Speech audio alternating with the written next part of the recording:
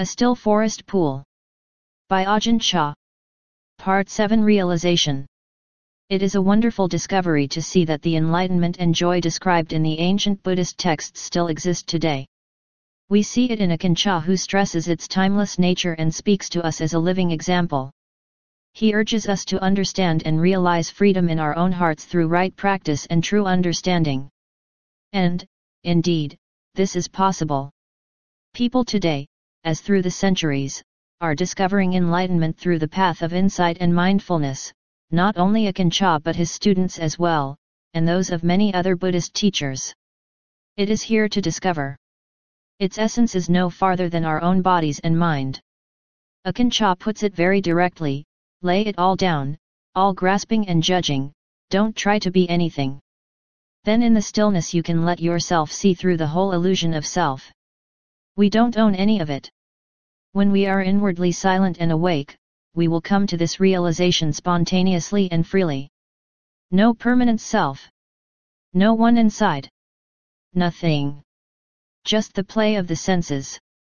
This realization brings freedom, vitality, joy. The sense of life's burdens drops, together with the sense of self. What is left is reflected in these pages: clarity and openness of heart, a wise and free spirit. As Ajahn Chah says, why not give it a try? Not self. When one does not understand death, life can be very confusing. If our body really belonged to us, it would obey our commands. If we say, don't get old, or I forbid you to get sick, does it obey us? No, it takes no notice. We only rent this house, not own it. If we think it belongs to us, we will suffer when we have to leave it. But in reality, there is no such thing as a permanent self, nothing solid or unchanging that we can hold on to. Buddha made a distinction between ultimate truth and conventional truth. The idea of a self is merely a concept, a convention. American, Thai, teacher, student, all are conventions. Ultimately no one exists, only earth, fire, water, and air, elements that have combined temporarily. We call the body a person, myself, but ultimately there is no me, there is only anatta, not self. To understand not self, you have to meditate. If you only intellectualize, your head will explode. Once you understand not self in your heart, the burden of life will be lifted. Your family life, your work, everything will be much easier. When you see beyond self, you no longer cling to happiness, and when you no longer cling to happiness, you can begin to be truly happy. Short and straight. A devout, elderly village lady from a nearby province came on a pilgrimage to Wat Ba Pong. She told Ajahn Chah she could stay only a short time, as she had to return to take care of her great-grandchildren, and since she was an old lady, she asked if he could please give her a brief Dharma talk. He replied with great force, "Hey, listen. There's no one here, just this. No owner, no one to be old, to be young, to be good or bad, weak or strong. Just this, that's all, various elements of nature playing themselves out, all empty. No one born and no one to die. Those who speak of death are speaking the language of ignorant children. In the language of the heart, of Dharma, there's no such thing. When we carry a burden, it's heavy. When there's no one to carry it, there's not a problem in the world. Do not look for good or bad or for anything at all. Do not be anything. There's nothing more, just this. Underground water. The Dharma belongs to no one, it has no owner. It arises in the world when a world manifests, yet stands alone as the truth. It is always here, unmoving, limitless, for all who seek it. It is like water underground, whoever digs a well finds it. Yet whether or not you dig, it is always here, underlying all things. In our search for the Dharma, we search too far, we overreach, overlooking the essence. The Dharma is not out there, to be gained by a long voyage viewed through a telescope. It is right here, nearest to us, our true essence, our true self, no self. When we see this essence, there are no problems, no troubles. good, bad, pleasure, pain, light, dark, self, other, are empty phenomena. If we come to know this essence, we die to our old sense of self and become truly free. We practice to give up, not to attain. But before we can give up mind and body, we must know their true nature. Then detachment naturally arises. Nothing is me or mine, all is impermanent. But why can't / say nirvana is mine? Because those who realize nirvana do not have thoughts of me or mine. If they did, they could not realize nirvana. Although they know the sweetness of honey, they do not think, I am tasting the sweetness of honey. The Dharma path is to keep walking forward. But the true Dharma has no going forward, no going backward, and no standing still. The joy of the Buddha. If all is impermanent, unsatisfactory, and selfless, then what is the point of existence? One man watches a river flow by. If he does not wish it to flow, to change ceaselessly in accord with its nature, he will suffer great pain. Another man understands that the nature of the river is to change constantly, regardless of his likes and dislikes, and therefore he does not suffer. To know existence as this flow, empty of lasting pleasure, void of self, is to find that which is stable and free of suffering, to find true peace in the world.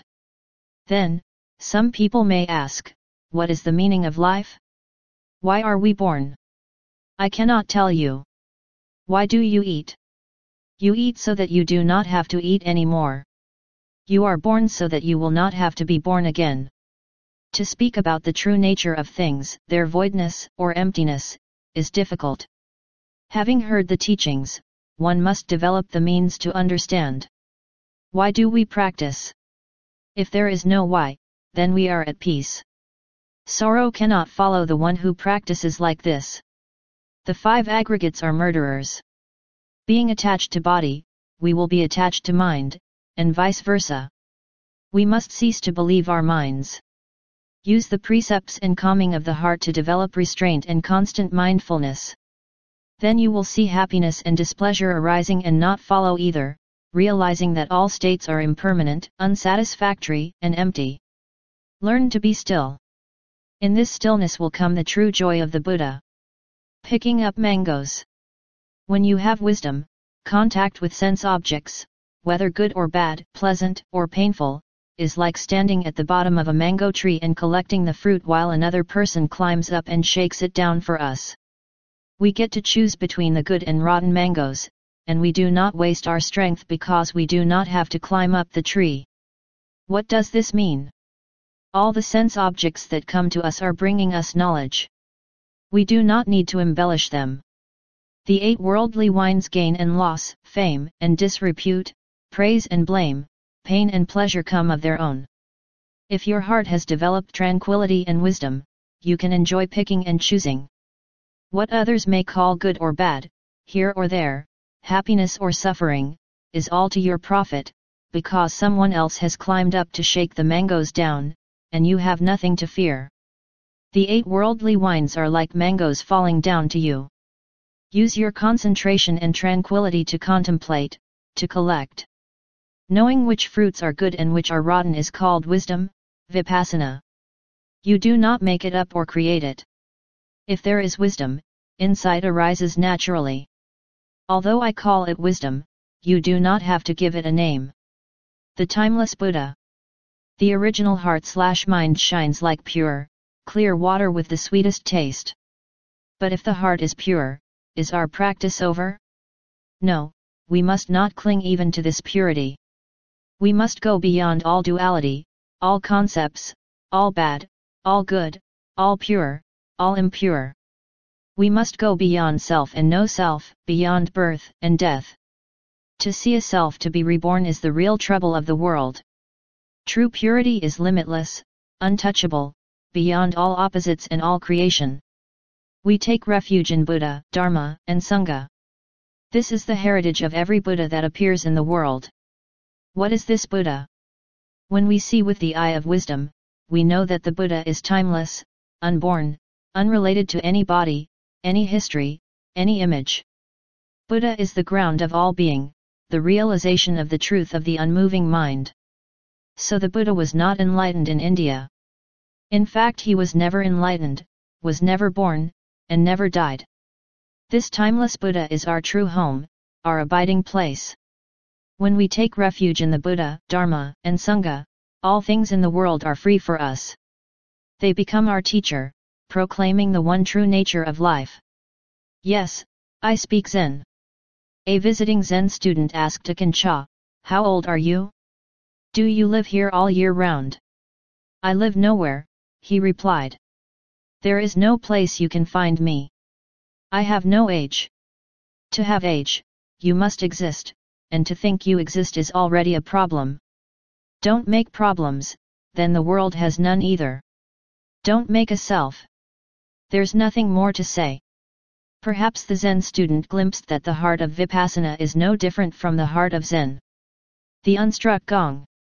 Living in the world and practicing meditation, you will seem to others like a gong that has not been struck and is not producing any sound. They will consider you useless, mad, defeated, but actually, just the opposite is true. Truth is hidden in untruth, permanence is hidden in impermanence. Nothing special. People have asked about my own practice. How do I prepare my mind for meditation? There is nothing special. I just keep it where it always is. They ask, then are you an arhat, one who has reached a high stage of spiritual progress? Do I know? I am like a tree, full of leaves, blossoms, and fruit. Birds come to eat and to nest. Yet the tree does not know itself. It follows its nature, it is as it is. Inside you is nothing, nothing at all. In my 3rd year as a monk, I had doubts about the nature of samadhi and wisdom. Really desiring to experience samadhi, I strove ceaselessly in my practice. As I sat in meditation, I would try to figure out the process, and therefore my mind was especially distracted. When I did nothing in particular and was not meditating, I was fine. But when I determined to concentrate my mind, it would become extremely agitated. What's going on? I wondered. Why should it be like this? After a while, I realized that concentration is like breathing. If you determine to force your breaths to be deep or shallow, fast or slow, breathing becomes difficult. But when you are just walking along, not aware of your inhalation and exhalation, breathing is natural and smooth. In the same way, any attempt to force yourself to become tranquil is just an expression of attachment and desire and will prevent your attention from settling down. As time went by, I continued to practice with great faith and growing understanding. Gradually I began to see the natural process of meditation. Since my desires were clearly an obstacle, I practiced more openly, investigating the elements of mind as they occurred. I sat and watched, over and over again. One day, much later in my practice, I was walking in meditation sometime after 11 p.m. My thoughts were almost absent. I was staying at a forest monastery and could hear a festival going on in the village in the distance. After I became tired from walking meditation, I went to my hut. As I sat down, I felt that I could not get into the cross-legged posture fast enough.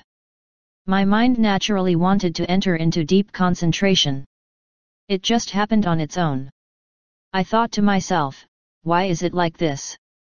When I sat, I was truly tranquil, my mind was firm and concentrated. Not that I did not hear the sound of singing coming from the village, but I could make myself not hear it as well. With the mind one pointed, when I turned it towards sounds, I heard, when I did not, it was quiet. If sounds came, I would look at the one who was aware, who was separate from sounds, and contemplate, if this isn't it, what else could it be? I could see my mind and its object standing apart, like this bowl and kettle here. The mind and the sounds were not connected at all. I kept examining in this way, and then I understood. I saw what held subject and object together, and when the connection was broken, true peace emerged. On that occasion, my mind was not interested in anything else. If I were to have stopped practicing, I could have done so at my ease. When a monk stops practicing, he is supposed to consider, am I lazy? Am I tired? Am I restless? No, there was no laziness or tiredness or restlessness in my mind, only completeness and sufficiency in every way. When I stopped for a rest, it was only the sitting that stopped. My mind remained the same, unmoved. As I lay down, at that moment my mind was tranquil as before. As my head hit the pillow, there was a turning inward in the mind. I did not know where it was turning, but it turned within, like an electric current being switched on, and my body exploded with loud noises. The awareness was as refined as seemed possible. Passing that point, the mind went in further. Inside was nothing, nothing at all, nothing went in there, nothing could reach. The awareness stopped inside for a while and then came out. Not that I made it come out, no, I was merely an observer, the one who was aware. When I came out of this condition, I returned to my normal state of mind, and the question arose, what was that? The answer came, these things are just what they are. There's no need to doubt them, just this much said, and my mind could accept. After it had stopped for a while, the mind turned inward again. I did not turn it, it turned itself. When it had gone in, it reached its limit as before. This second time, my body broke into fine pieces, and the mind went further in, silent, unreachable. When it had gone in and stayed for as long as it wished, it came out again, and I returned to normal. During this time, the mind was self-acting. I did not try to make it come and go in any particular way. I only made myself aware and observed. I did not doubt.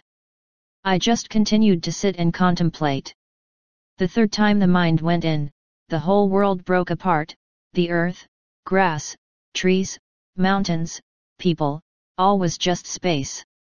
Nothing was left. When the mind had gone in and abided as it wished, had stayed for as long as it could, the mind withdrew, and returned to normal. I do not know how it abided, such things are difficult to see and to speak about. There is nothing to compare it with. Of these three instances, who could say what had occurred? Who could know? What could I call it? What I have spoken about here is all a matter of the nature of mind. It is not necessary to speak of the categories of mental factors and consciousness. With strong faith I went about practice, ready to stake my life, and when I emerged from this experience the whole world had changed. All knowledge and understanding had been transformed. Someone seeing me might have thought I was mad. In fact, a person without strong mindfulness might well have gone mad, because nothing in the world was as before. But it was really just I who had changed, and yet still I was the same person. When everyone would be thinking one way, I would be thinking another, when they would speak one way, I would speak another. I was no longer running with the rest of humankind. When my mind reached the peak of its power, it was basically a matter of mental energy, of the energy of concentration. On the occasion I just described, the experience was based on the energy of samadhi. When samadhi reaches this level, vipassana flows effortlessly. If you practice like this, you do not have to search very far. Friend, why don't you give it a try? There is a boat you can take to the other shore. Why not jump in? Or do you prefer the ooze and the slime? I could paddle away any time, but I am waiting for you. In ending, I hope that you will continue your journeys and practice with much wisdom. Use the understanding that you have already developed to persevere in practice. This can become the ground for your growth, for the deepening of yet greater understanding and love. You can deepen your practice in many ways.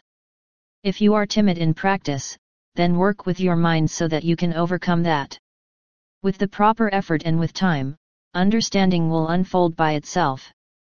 But in all cases, use your own natural wisdom. What we have spoken of is what I feel is helpful to you. If you really do it, you can come to the end of all doubt. You come to where you have no more questions, to that place of silence, to the place in which there is oneness with the Buddha, with the Dharma, with the universe. And only you can do that. From now on it's up to you.